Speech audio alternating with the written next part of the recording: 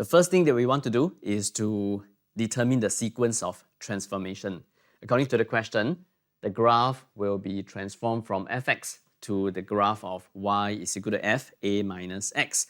There are two transformations that are going on. The first transformation that I'm seeing is to be replacing x by x plus a.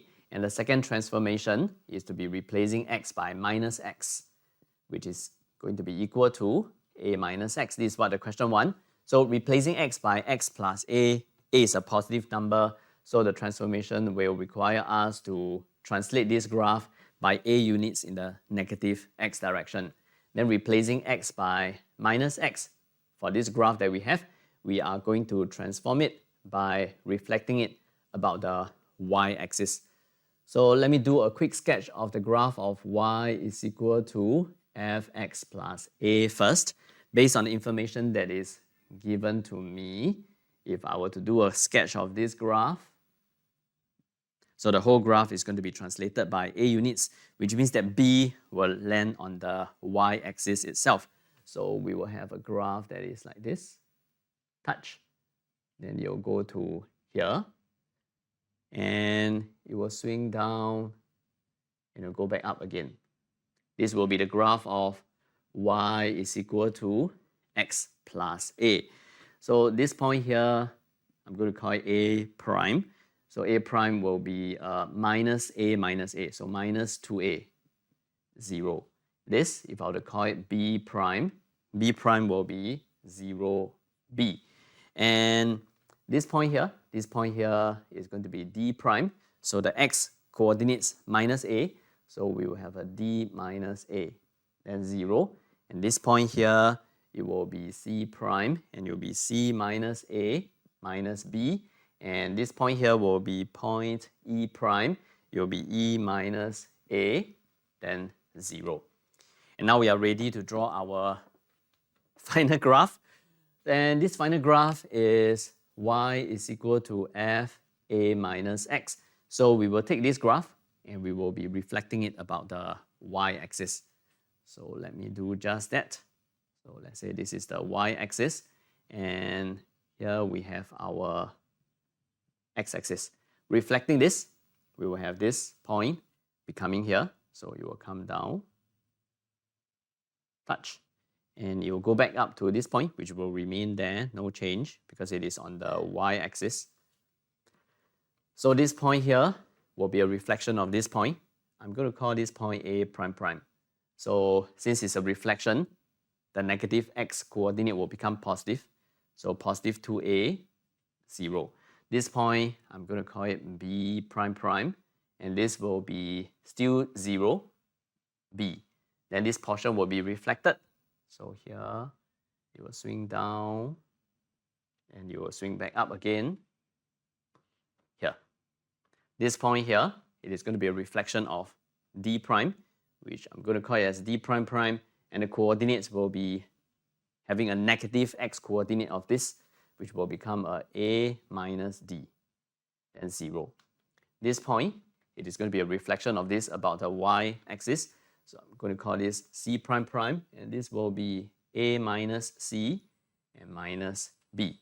And this point here, I'm going to call it e prime prime. And e prime prime, the coordinates will be a minus e, 0. And this is the graph of y is equal to f a minus x. Okay, we are given this graph by the question, and we are also given a special information, which is p is going to be less than m.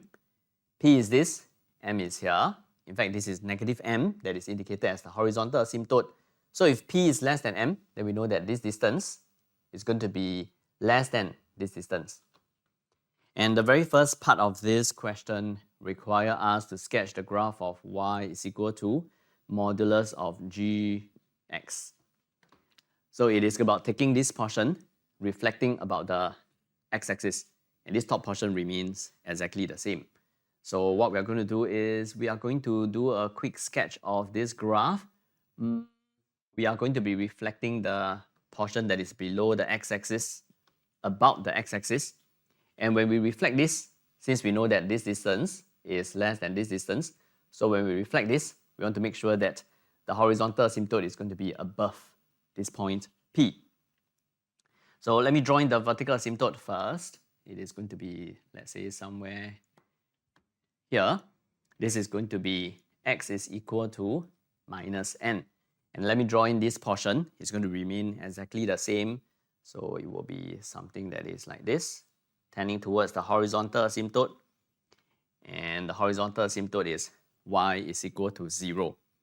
And this point here is going to be point P with the coordinates 0, P. No change to it. So this portion is going to be reflected. And since this distance is less than this distance, as indicated by the question, we are going to be expecting the horizontal asymptote to be above point P. And this horizontal asymptote will now be y is equal to m. And since this portion is going to be reflected, our graph is going to be something like this, from here and here, tending towards the vertical asymptote. This will be the graph of y is equal to modulus of gx. And then in part 2, we are going to try to sketch the graph of y is equal to g modulus of x. And to draw this graph, we will just need this portion. This portion will disappear, according to what we have learned on the Achevas TV. So just keeping this portion, and then we will also duplicate this portion by reflecting it about the y-axis. So my graph is going to be something that is like this. Let's say here is my y-axis. Here is my x-axis. And since at this particular point here, the gradient is slanted, so I want to make sure that at the point where it touches the y-axis, the gradient continues to be slanted. The gradient of the tangent remains slanted. So y is equal to 0 will remain as the horizontal asymptote.